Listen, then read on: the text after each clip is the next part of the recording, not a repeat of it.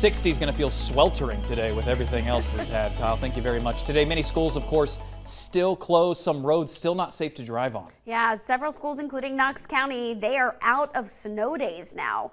And despite the lack of snow days, KCS Superintendent Dr. John Reiswick tells us many of the bus stops in the county are still not safe for buses or kids. So classes are canceled again today. Since the county is out of snow days, he says they will present a plan to add a few cushion days if they need it. Most likely, they will plan to involve making some school days longer. That plan will go before the Board of Education on Thursday. We'll keep you updated. Knox Area Transit says its buses will run regularly scheduled routes today. A lot of you have been asking us about this. They had to shut down routes because of the dangerous road conditions. Officials say it was just too icy on the ground for some of them to operate, but all buses will start running again at regular times with only a few route detours today. And the state of Tennessee is confirming 34 people are dead following last week's winter storm, 10 of them in East Tennessee. The Tennessee Department of Health now reporting 7 people died in Knox County after the Knox County Forensic Center's investigation. 2 others died in Roane County and 1 in Anderson County. In some parts of Tennessee, the winter storm hasn't just kept people in their homes, it's blocked access from basic needs. In Giles County, many people still find themselves without water this morning, even as the snow melts. The water first went out around Friday, and tanks in Pulaski just now starting to refill slowly. People in higher elevations have been told they're still going to have to wait for the water pressure to build before they can get that access again. The South Giles Utility District says that may not happen until the weekend. And new this morning, a fire started in a trailer in the Mascot community. Rural Metro got the call at 3:30 this morning. No one was home at the time, thankfully. The sheriff's office is working to find the people who live there now. Crews say there was a space heater plugged into an extension cord, but the cause of the fire is still under investigation. This morning, investigators are trying to figure out what started a deadly apartment fire in Anderson County. Yeah, this is the fire we broke for you yesterday morning. It was on Main Street in Rocky Top. 1 person is dead as a result of the fire. Officials tell us multiple people are without a place to stay as the TBI continues to investigate. The Red Cross is helping those who have nowhere to go. And the Knox County Sheriff's Office says no foul play is suspected after a body is found in a pond at the Willow Creek Golf Course in Farragut. The man's body was found yesterday morning. Investigators now working to figure out how that person died. Well, right now, a Knoxville teen is in custody accused of carjacking a woman over the weekend. It happened on Beaumont Avenue. The woman told police 18-year-old Sean Sullivan pulled a gun on her and took her car. Sullivan eventually crashed the car near Texas Avenue and Sherman Street, where police arrested him. He faces several charges this morning, including carjacking and possession of a firearm.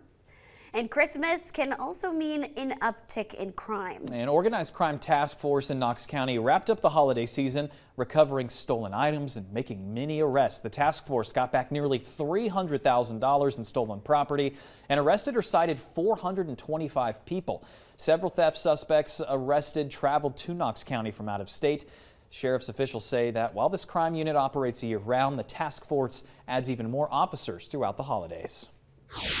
Well, right now, Tennessee lawmakers are debating whether or not child rape cases should impose the death penalty. The measure would apply in cases where the accused was over the age of 18 and the victim was under the age of 12. The bill is being debated as some legislators believe the death penalty should be an option, but other representatives like Gloria Johnson fear it will make victims less likely to come forward about the crime. The bill has passed its first committee, now goes on to Tennessee's full House Civil Justice Committee. Most employees would be willing to earn less money if it meant a better work-life balance. Yeah, that's according to a new study from Ford Motor Company. Globally, 52% said they would be willing to take a 20% pay cut for a better work-life balance. When it comes to age groups, millennials and Generation Z were more open to the idea than Gen X and baby boomers. The respondents consider a better work-life balance, allowing them more time to themselves or their families. It is 6:54 on this Wednesday. Let's get a check of that morning commute with Kristen Allen. Good morning. So far, so good out there in that morning commute. We want to take a quick look at those drive times. 40 east. Alcoa Highway North and 75 South are all looking pretty good at this point. We've been watching some touch and go slowdowns on Alcoa Highway this morning, but certainly nothing that you really need to plan ahead for. Just make sure you're giving yourself plenty of time. We do want to remind you about these pothole patchings that's going to be going on around our region. 640 East, 40 in Loudoun and Roane County, 75 in Loudoun and Campbell County, and State Route 63 from Harrogate to La Follette. We'll all see emergency pothole patching at some point over the next couple of days, so we'll keep a close look on that. Leaving you now with a live look out at I-75 at Merchants Drive, seeing that traffic flow build, but nothing slowing you down.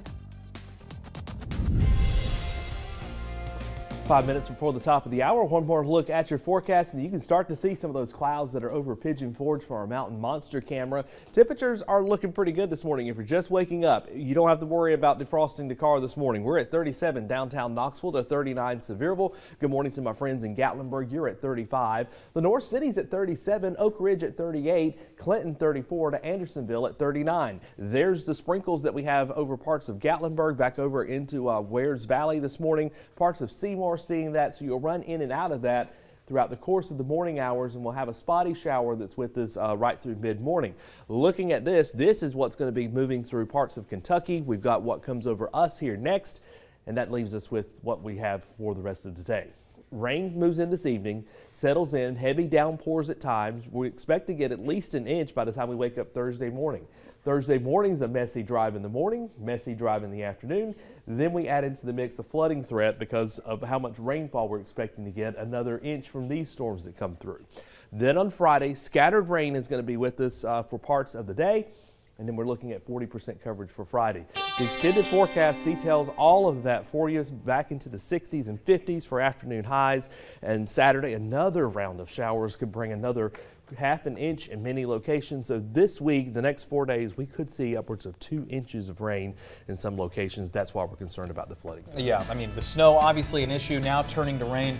At least we got the warmer weather on the horizon.